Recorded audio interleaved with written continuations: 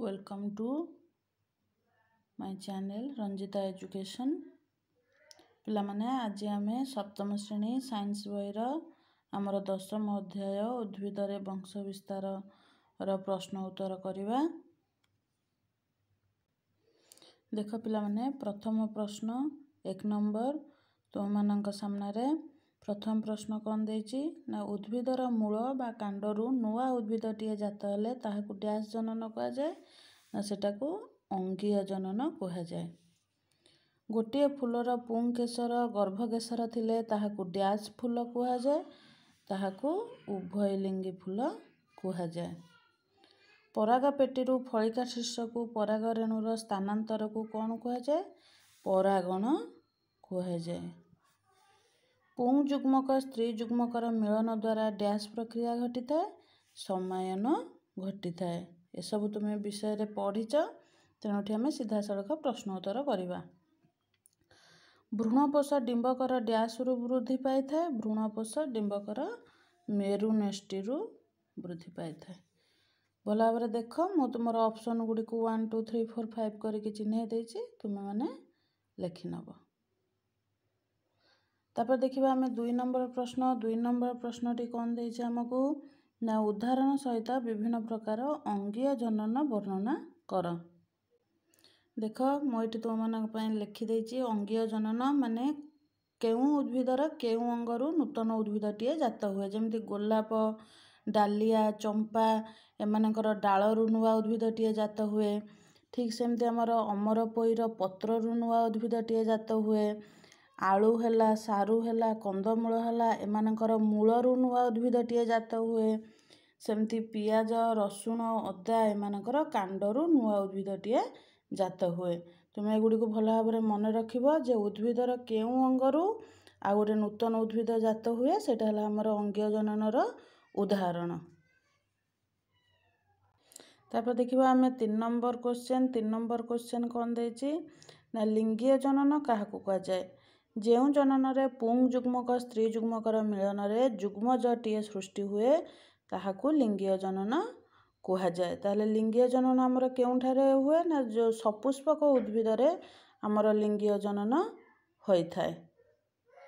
तापर 4 नंबर प्रश्न हमर कौन देला एक संपूर्ण फूलर नामांकित चित्र अंकन कर।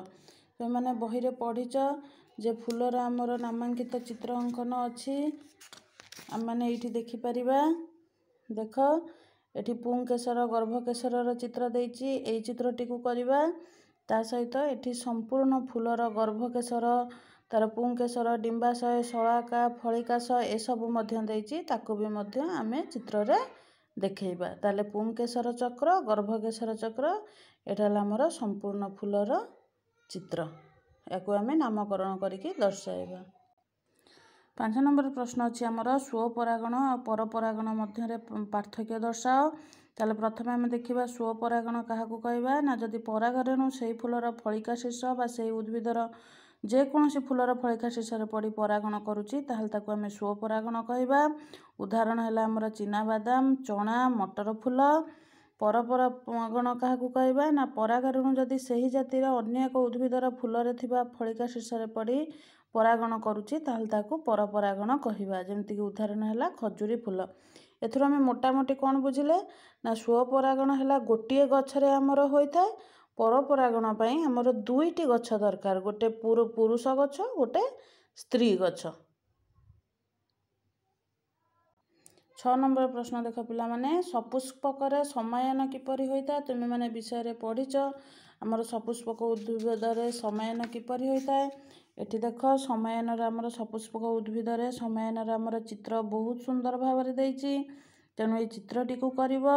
चित्रटी कर साला परे ताकू आमे बुझेई कि लेखिबा जे समायन केमिति होइताय ना सपुष्पक उद्भिद रे हमर स्त्री केशर चक्र डिंबाशय रे भ्रूणाशय थाए भ्रूणाशय रे डिंबकोश सहायक कोश थांती पाताली कोश थांती मेरुनेष्टि कोश थांती तेणु एमानकर मिलन रे हमर कोन हुए जो जुग्मज सृष्टि हुए पुंग जुग्मक और स्त्री जुग्मकर मिलन रे ताहाकू समायन कहा जाय। तेणु तुम माने एतिकी को लेखि दबो।